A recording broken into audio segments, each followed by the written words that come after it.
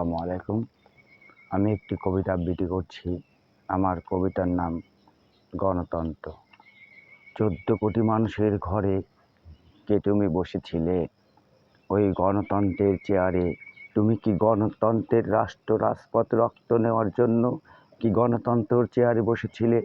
তোমার দুর্নীতি নিয়ে আজ ভাবে ১৪ কোটি বাঙালি।